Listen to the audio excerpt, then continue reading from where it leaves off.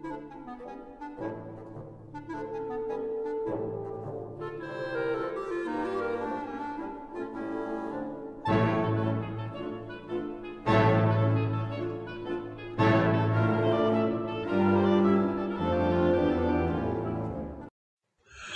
morning.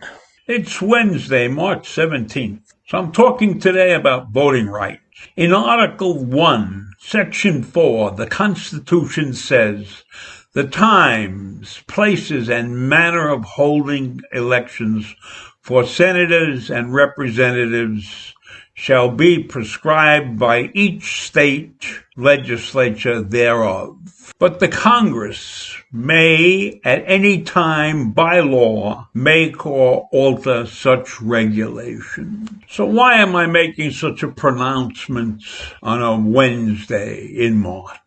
Because Texas and 44 other states are making major changes to their election procedures.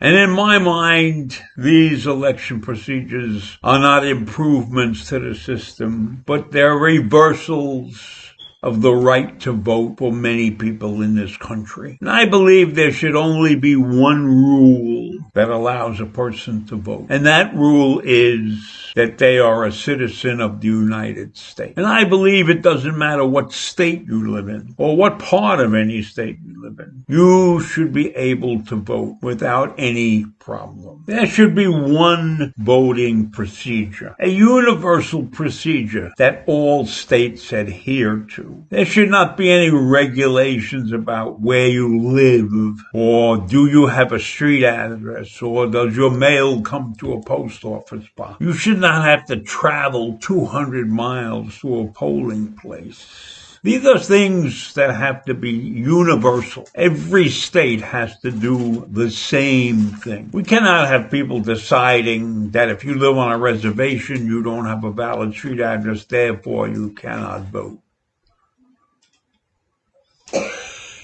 We cannot have a situation where in one state we have mail-in ballots and we have 60 days to get everything straightened out. There should be the same amount of time given for people to vote in every single state. Now, some states have larger populations than others, and that may cause a difficult situation. But if we put a number on the number of days in which you could get ready to vote, like 2 weeks, that should do the trick. We should have a methodology, like a personalized letter that might be sent out to people who are registered to vote in the state. Come to the polling place with this letter and you won't have a problem voting. The ID requirements should be the same in every state.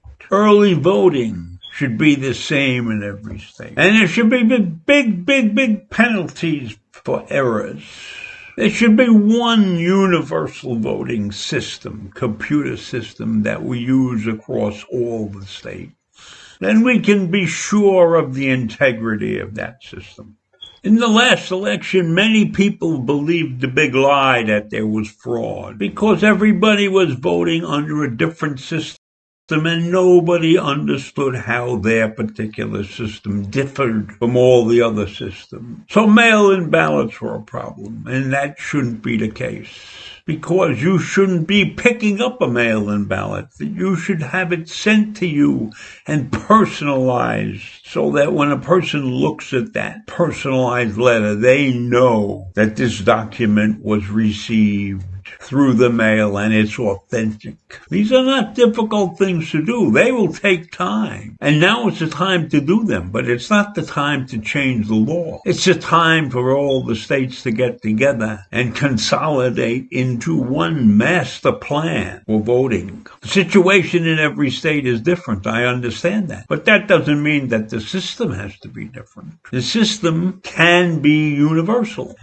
So I say, why aren't these 45 states that make changes or making changes, why aren't they sitting down together and coming up with a universal election system? Why are we going to have 50 different systems? Is it so important to these people to protect their jobs? If they were doing a good job, they wouldn't need any protection. And in most cases, they don't even have to do a good job. If you're in a red state, you'll probably vote red anyhow.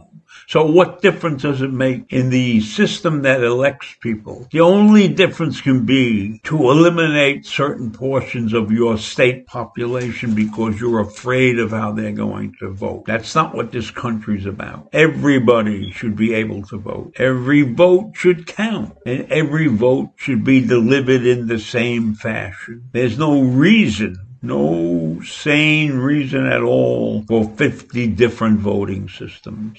Now, when the Constitution was drawn up and the states' rights were very important, and remember, there were only 13 states, and they probably didn't have any diverse types of population there because they made it simple. The slaves couldn't vote. The women couldn't vote. Only landowners could vote. Well, under that system, it's really easy. But you throw in something like we're letting the women vote, we're letting the blacks vote, and all of a sudden you have major problems because there are people who are against those groups voting. So you see, we've come here 250 years since the Constitution was written, and we really haven't done anything to promote democracy at the voting booth. And now, because of the election that just took place, because of the screaming and the accusing, we're running to change all of our election procedures.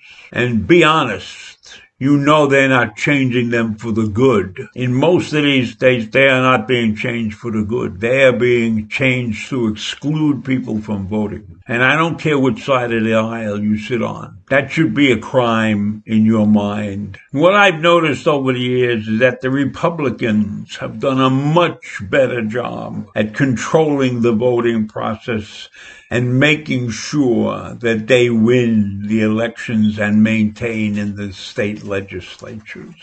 Now, I'm not accusing them of doing anything unfair, but they must be doing something better. They're probably doing gerrymandering much better than the Democrats have done. So I want to level the playing field. Everybody voting the same way. Everybody, no matter where you are, understands exactly what's going to happen. And then maybe we'll avoid all the turmoil that we just went through in 2020. So that's what I feel about the election process. And I will see you in the morning. Bye.